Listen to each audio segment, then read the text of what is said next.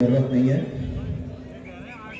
5 तारीख के दिन जाना, 11 नंबर की निशानी रहेगी, पतंग दिखेगी, और 8 तारीख के दिन जश्न की तैयारी करना। यकीन मानिएगा, सिर्फ ओखला जश्न नहीं मनाएगा, पूरा हिंदुस्तान इंशाअल्लाह इस चीज का जश्न मनाएगा। मुझे मालूम है कि किस तरीके से हर रोज यहाँ पर कोई ना कोई आ रहा है, बस निशाने के ऊपर ऐसा लग रहा है कि और कोई लड़ ही नहीं रहा है। कांग्रेस का स्टेज सजा है, चर्चा हमारी हो रही है। आम आदमी पार्टी का स्टेज लगा है, चर्चा हमारी हो रही है। भाजपा का लगा है, अरे तुम्हारी महफिल सजी है, चर्चा हमारा हो रहा है। इससे बढ़कर और क्या चाहिए? कहीं ना कहीं तो खौफ सता रहा है, ये अपन घर जाने वाले हैं, शिफा इंशाअल्लाह आने वाला है। इलाका बीमार हो चुका है, उसे शिफा की जरूरत है। और आप लोग इंशाअल्लाह जिस मकसद से मजलिस इत्तेहादुल मुस्लिमीन ने यह फैसला लिया है कि मां दिल्ली के अंदर हम सिर्फ 2 ही सीटें लगाएंगे, आधी जीत तो अल्हम्दुलिल्लाह आज हमने हासिल कर लिए कि 2 मासूम बच्चे अपने बाप को आज गले लगा सके हैं। जो बीवी अपने शोहर को 5 साल से देखने के लिए तरस रही थी, वो बीवी आज अपने शोहर को देख पाई है। उसके घर वाले जो इंतजार कर रहे थे 5 साल से शिफा कब बाहर आएगा, आज अल्हम्दुलिल्लाह मजलिस की वजह से शिफा को हमने इन सड़कों के ऊपर चलते हुए देखा है, आजाद होकर। और यकीन मानिए, दिल्ली पुलिस को मैं एक बात कहना चाहता हूं, जिस शिफा के अतराफ में तुम घूम रहे थे इस इरादे से कि कहीं शिफा जेल से बाहर आ गया है, कि भाग ना जाए, कुछ कर ना ले। दिल्ली पुलिस एक बात अच्छी तरह से समझ ले, यही शिफा को 8 तारीख के दिन सैल्यूट मारने के लिए खड़े रहेंगे। जिस जेल से शिफा बाहर निकला है, वही जेल से इंशाअल्लाह 8 तारीख के दिन शिफा एक एमएलए बनकर बाहर निकलने वाला है।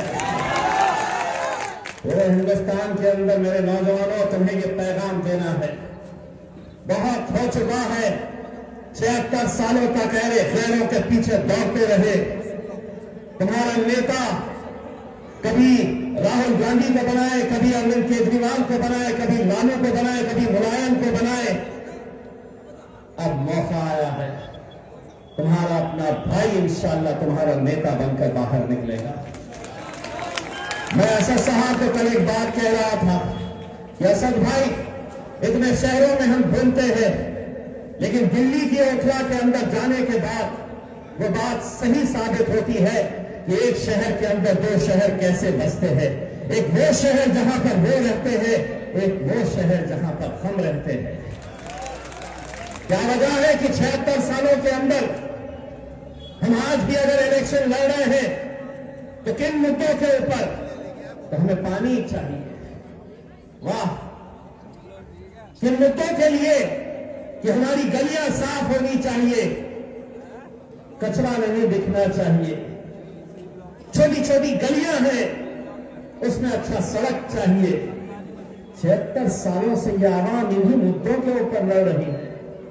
हर 5 साल के बाद वो आएंगे, आपको वादा करेंगे, खस्में खाएंगे, अपना मैनिफेस्टो दिखाएंगे। क्या वजह है मेरे भाइयों? एक बात बताओ, थोड़ी तकलीफ होगी, हमें कभी कोई गैरों ने नहीं लूटा है। हमें अगर किसी ने बर्बाद किया है तो हमारे अपनों ने ही किया है। ये एक सच्चाई है।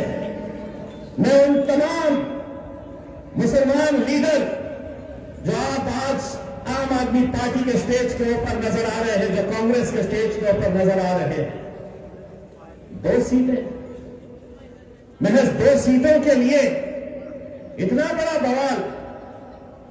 अरे 68 सीटें हमने छोड़ी है, जिसको हुकूमत बनाना है बना ले, लेकिन 2 सीटें हक की है, ईमानदारी की है, इंसाफ की है, सच्चाई की है। हम तो हुकूमत नहीं बना सकेंगे 2 सीटों के ऊपर, लेकिन आज हिंदुस्तान का पूरा मुसलमान ये देख रहा है और तुमसे ये उम्मीद लगाए बैठा है, कल ऐसा न हो कभी कोई बुरा वक्त आए और कोई शिफा हमें रास्ते के ऊपर तुम्हारी आवाज बनकर लड़ने के लिए तैयार ना हो। ये एक इम्तिहान है और इस इम्तिहान के अंदर तुम्हें सिर्फ अपने आप को कामयाब नहीं करना है बल्कि हिंदुस्तान के मुसलमानों को कामयाब करना है।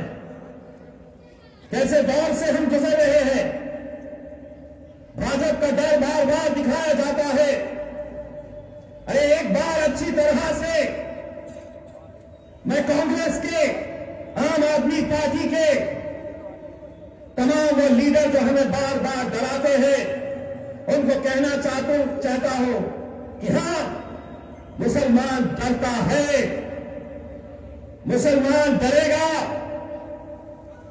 लेकिन डरेगा तो सिर्फ अपने रब से डरेगा। कोई नरेंद्र मोदी, कोई अमित शाह, कोई अरविंद केजरीवाल, किसी के बाप से हम डरने वाली जमात नहीं है। ये गए जमाने जब तुम डराया करते थे, मुझसे कहते हो कि आपने दिल्ली के अंदर दंगाइयों को टिकट दिया है, धमकी भरे फोन आते हैं। उनको आज होटला की आराम की तरफ से सुन ले। वो दौर गए गांधी जी के, जब तुम एक थप्पड़ मारते थे तो दूसरा गाल देते थे। अब तुम हाथ उठाने की भी कोशिश करेंगे तो दूसरा हाथ तुम्हारे दूसरे हाथ में थमा देंगे। जो भाषा तुमको समझ में आती है उसी भाषा के अंदर जवाब देंगे। हम कोई खामोशी से सुनने वाले नहीं है। कभी कोई उठ रहा है, ए मुसलमानों कटोरा उठाओ और पाकिस्तान चले जाओ, तो मैंने जवाब दिया, ए टखले सुन, ये मुल्क तेरे बाप की जागीर नहीं है। और अगर दिल्ली की सड़क पे बोल सकता हूं तो आज जब उत्तर प्रदेश में आ रहा हूं, बोल कहां पे बोलना है। जो आ रहा डरा रहा खिलौने हैं हम, क्या समझे? क्या ये मौन के बने हुए हैं? ये मुल्क के ऊपर जितना तुम्हारा इख्तियार है उतना हमारा भी इख्तियार है। सभी का खून शामिल है यहाँ की मिट्टी में, ये मुल्क तुम्हारे।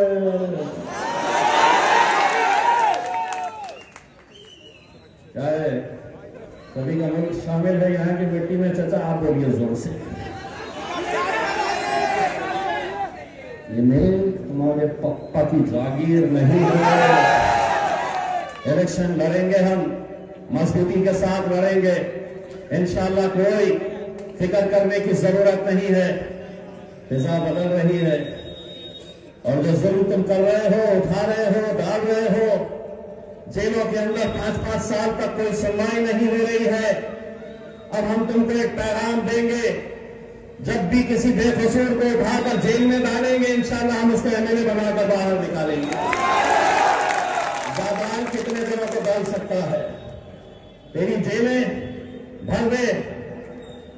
और एक बात मैं हुकूमतों को ये कहना चाहता हूं, जो समझ रहे हैं कि हमारे पास बहुत ताकतें हैं, हम कुछ भी कर सकते हैं, ताकतें तुम्हारी है पर खुदा हमारा है।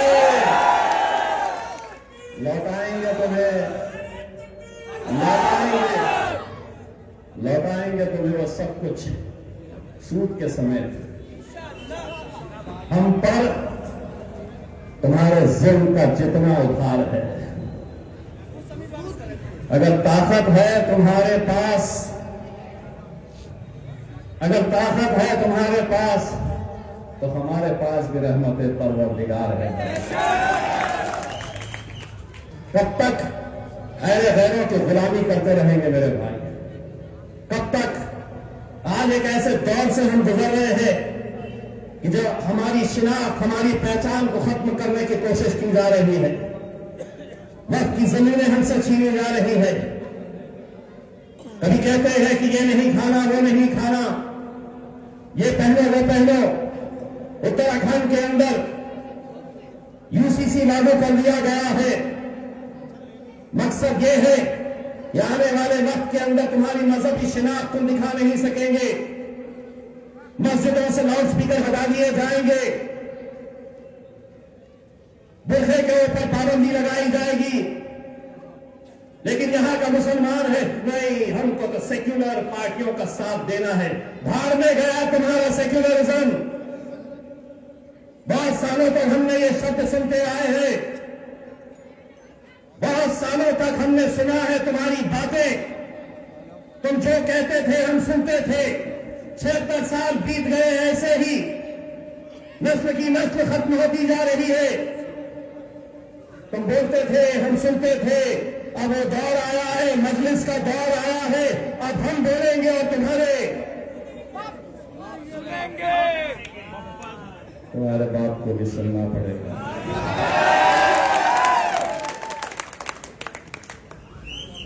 ये मीडिया वाले इंतजार करते रहते हैं, क्या बोला, केस बनता क्या, इंतजार में रहते हैं कि चलो इम्तियाज जलील को भी कोई केस में लपेटा जाए।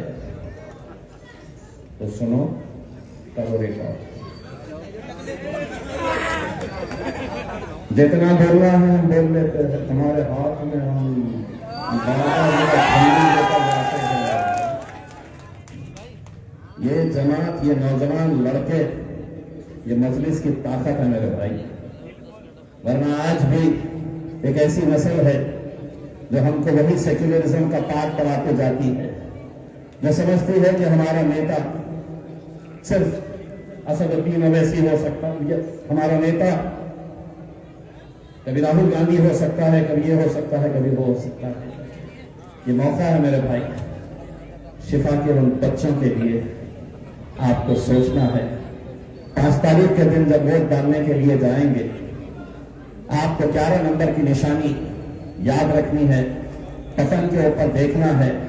और अगर आंख बंद करके भी अगर आप वोट डालने के लिए चले जाएंगे, ईवीएम मशीन रहेगी, उसके ऊपर गिनना 1 2 3 4 5 6 7 8 9 10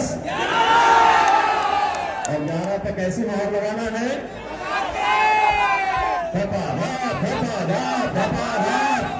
बस मोहर लगाइए। 8 तारीख के दिन इंशाअल्लाह असदुद्दीन अवैसी साहब को भी लेकर आएंगे और उस जश्न के अंदर मैं वादा करता हूं आपको, उस जश्न के अंदर अकबर को भी लाया जाएगा इंशाअल्लाह। क्योंकि अकबर आता है तो बड़ी तकलीफ होती है उन्हें, और मेरा मकसद ये है कि मैं तकलीफ पहुंचाना इंशाअल्लाह, आपका दिन पहुंचाना है। जय श्री राम।